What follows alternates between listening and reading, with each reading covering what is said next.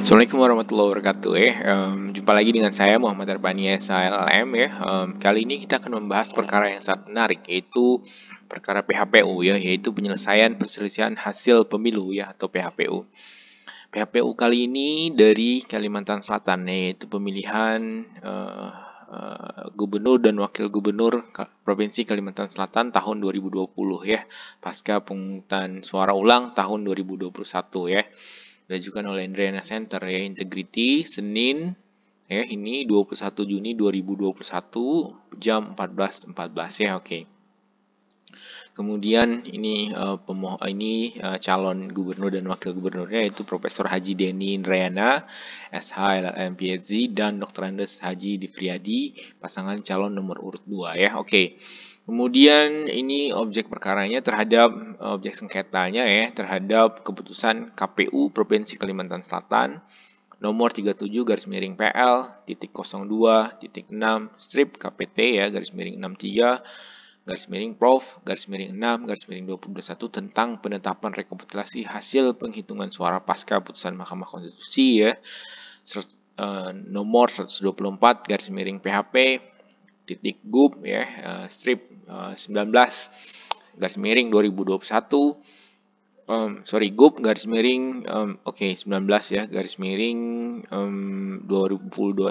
dan dalam pemilihan gubernur dan wakil gubernur Kalimantan Selatan tahun 2020 ya.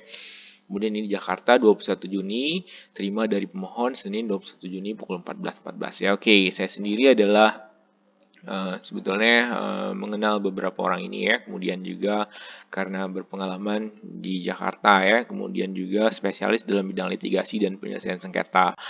Jadi kita bahas nih untuk pembelajaran perkara yang sangat menarik ini ya. Dan juga saya adalah warga Kalimantan Selatan ya, asal Kota Baru, Kalimantan Selatan. Ini Jakarta kepala ininya ya, ini kop suratnya, kemudian ini di Jakarta tanggalnya 21 Juni 2021 ya, boleh kiri boleh di kanan ya, oke. Ini yang menarik dari sini kita lihat nanti ya, kita lihat setelah ini ya, banyak hal menarik setelah ini.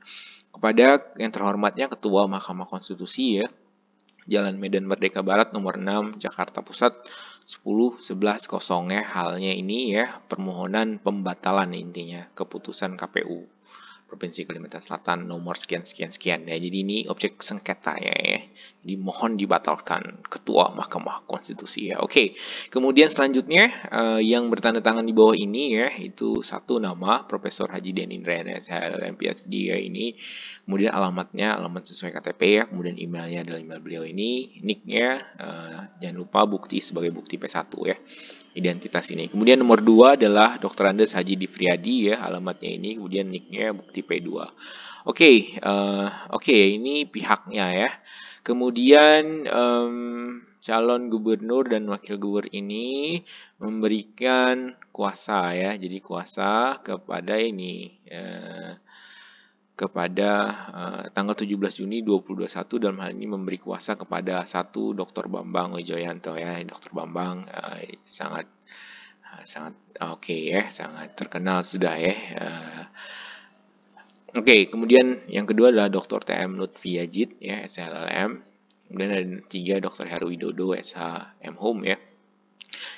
Sampai dengan berapa ya? Sampai dengan banyak sekali di bawah ini ya, sampai dengan 31 ya. Oke, nanti kita bahas di atas ini.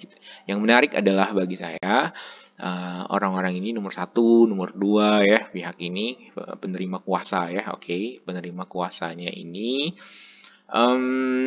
adalah dulu tim dari pada sengketa pemilihan presiden ya di Mahkamah Konstitusi, yaitu Bapak Prabowo Subianto dan Sandiaga Uno ya. Jadi nomor 1, nomor 2, nomor 5 ya, nomor 6 itu adalah tim dulu, termasuk juga Profesor Denny Indrayana adalah tim atau penerima kuasa dari Bapak Prabowo Subianto dan Sandiaga Uno ya. Oke.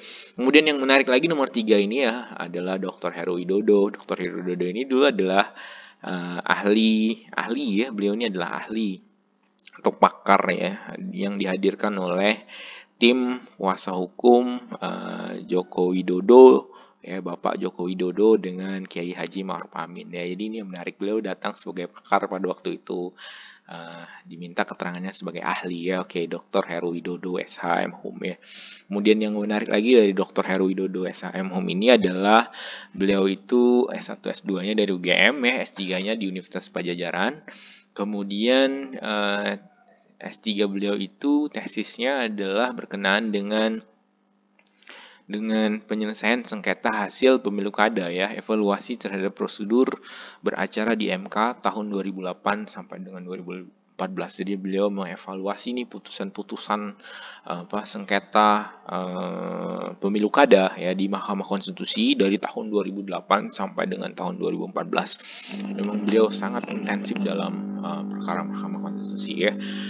Makanya para penerima kuasa ini ya, kuasanya dari calon gubernur dan wakil gubernur ini memang suhu di bidang hukum hukum tata negara ya. Jadi prakteknya sangat intensif sekali hukum konstitusi ya. Oke, kemudian lanjut aja ya kita ke ini ada 31.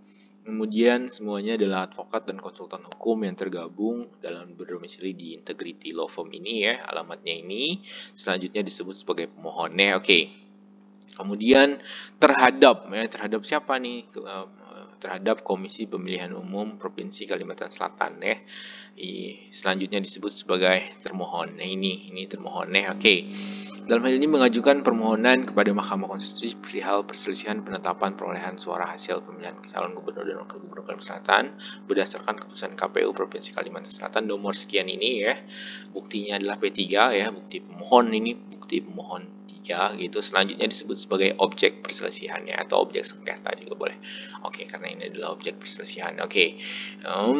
Kemudian ini adalah pun alur permohonan yang kami sampaikan adalah sebagai berikut ya. Ini pengantar permohonan ini juga unik ya, format dari permohonan beliau ini. Ada pengantarnya. Oke, pengantarnya satu poin nih, bahwa yang terjadi di Kalimantan Selatan tidak boleh dan tidak layak dilihat hanya dari kacamata hasil dan selisih suara saja. Nanti di bawahnya ini ada yang menarik ya, kenapa dikatakan seperti itu. Tetapi harus pula dilihat bagaimana proses pemilihan sehingga hasil suara itu diperoleh. Bukan saja pelanggaran TSM ya, terstruktur, sistematis, dan masif ya, atau proses breach. Namun lebih jauh telah terjadi pelanggaran konstitusional atas prinsip-prinsip pemilu yang luber, jurdil, dan demokratis ya, atau constitutional breach. Sehingga sudah selayaknya Mahkamah Konstitusi menjalankan fungsinya sebagai the guardian of the Constitution ya. Jadi ini pemohon ini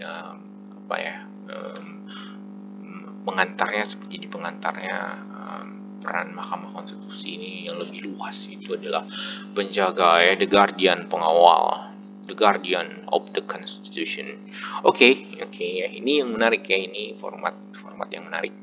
Oke, kemudian yang kedua terkait dengan kewenangan Mahkamah Konstitusi. Ini kewenangan Mahkamah Konstitusi mengadili ya, memeriksa, mengadili perkara perselisihan. Ini pasal 157 ayat 3 ya, Undang-Undang Nomor 1 tentang penetapan peraturan ini ya. Oke.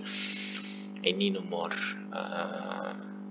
peradilan khusus. Oke, nomor 3 Mahkamah Konstitusi dalam mengadili perselisihan hasil PSU diatur dalam pasal 54 ayat 6-7 peraturan KPU nomor 19 tahun 2020 sebagai berikut ya. Oke. Ini nomor 6 dilakukan paling lama 3 hari setelah salinan putusan Mahkamah Konstitusi diterima ya. Oke.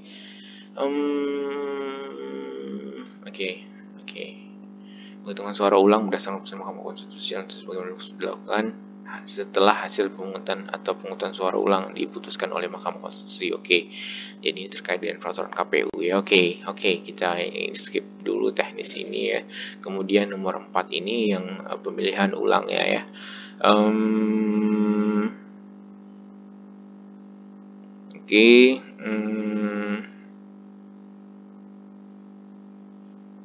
Ini TPS yang diulang ya, ada 7 kecamatan, yaitu Kecamatan Banjarmasin Selatan, Kota Banjarmasin, Kecamatan Sambung Makmur ya, Kecamatan Martapura, Kecamatan Olalu, Kecamatan Mataraman ya, Kecamatan Astambul, semuanya di Kabupaten Banjar, satunya di Kota Banjarmasin ya, kemudian satu lagi di Kabupaten Tapin sebetulnya, di Kecamatan Binuang. Ini di beberapa TPS ini ya. Oke.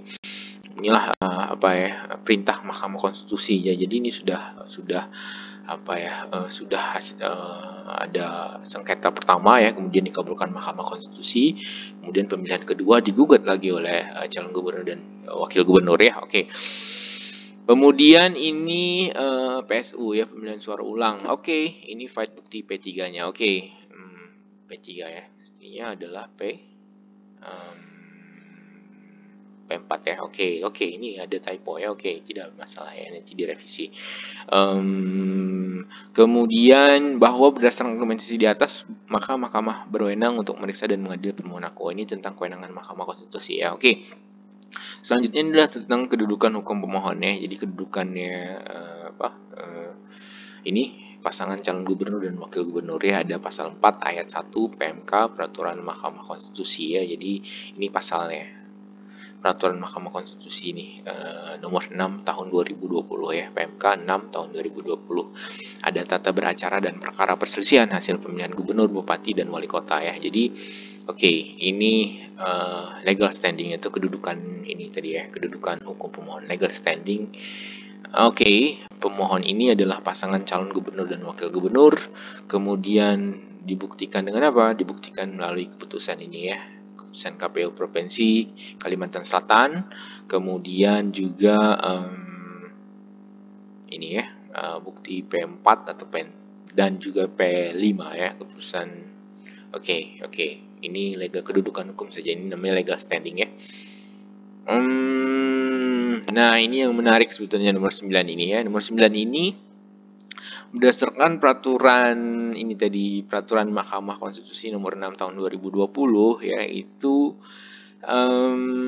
meskipun begini ya, jadi setelah PSU dilakukan ternyata selisih suara pasangan nomor 1 dan nomor 2 ya. Nomor 2 ini kan adalah pemohonnya adalah sebanyak 2,34% ya, di atas ambang batas 1,5% ya.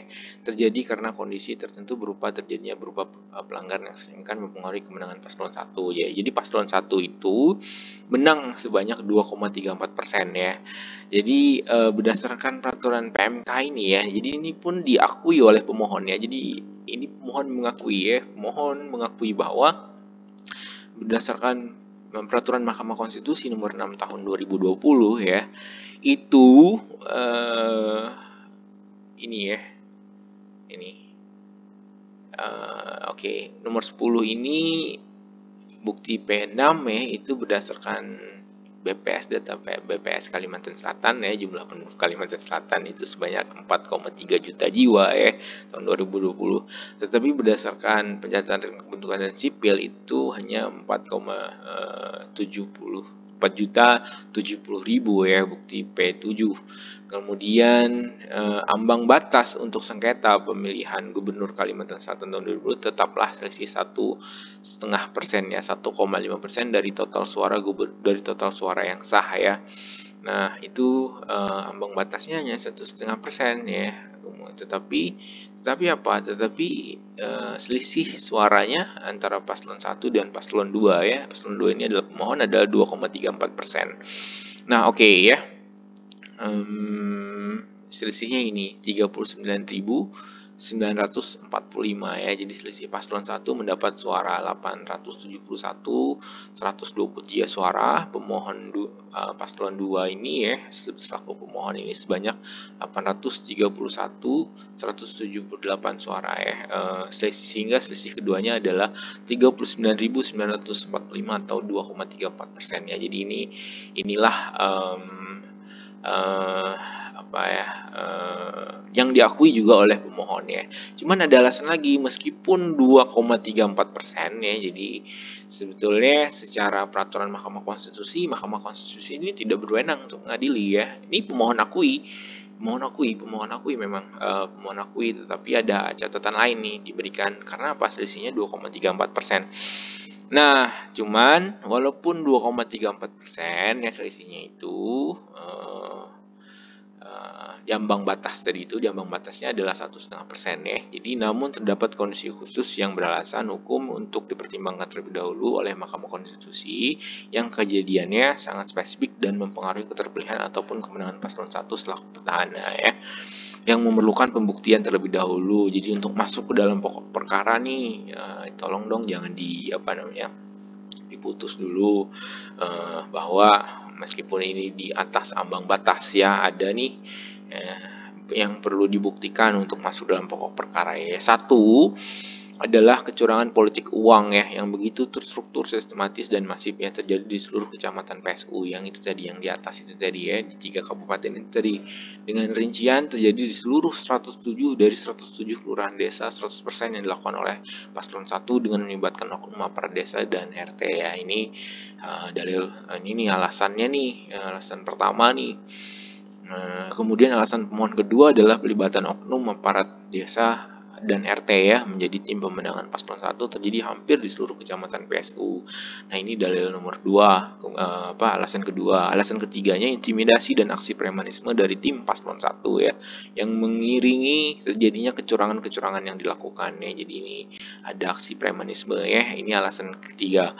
Kemudian alasan keempatnya tidak netralnya Bawaslu, provinsi dan kabupaten kota sehingga cenderung memberi karpet merah bagi kecurangan yang dilakukan oleh paslon 1 ya. Oke. Kemudian nomor 5, tidak profesionalnya KPU provinsi dan kabupaten kota sehingga memberikan kebijakan-kebijakan yang sangat menguntungkan paslon 1 ya. Bahkan terdapat bukti yang kuat yang menunjukkan bahwa KPU provinsi dan kabupaten kota yang juga bertindak tidak netral ya. Kemudian nomor 6, persoalan DPT yang kacau sehingga menguntungkan paslon 1 dan merugikan paslon 2. Nah, ada 6 alasan kenapa sih pemohon ini mengajukan ya, meskipun di luar ambang batas itu tadi peraturan Mahkamah Konstitusi, yaitu sebanyak 1,5% ya. Kemudian ini legitimasi dari PSU Pilgub Kalsel. Oke, ini pertimbangan Mahkamah Konstitusi ya, supaya luber ini luber dan jurdil ya, perselingkuhan yang berbasis pada asas langsung, umum, bebas, rahasia, jujur dan adil, luber dan jurdil ya. Ini konstitusinya ya. Bebas, rahasia, jujur dan adil setiap 5 tahun sekali. Tindakan yang melegitimasi. Itulah tadi alasan-alasan pemohon ya, kenapa sih mengajukan permohonan ya, penyelesaian sengketa hasil pemilu ini ya, hasil pemilu kada ya. Ini bagian 1 ya, cukup dulu, nanti kita ketemu lagi pada bagian 2.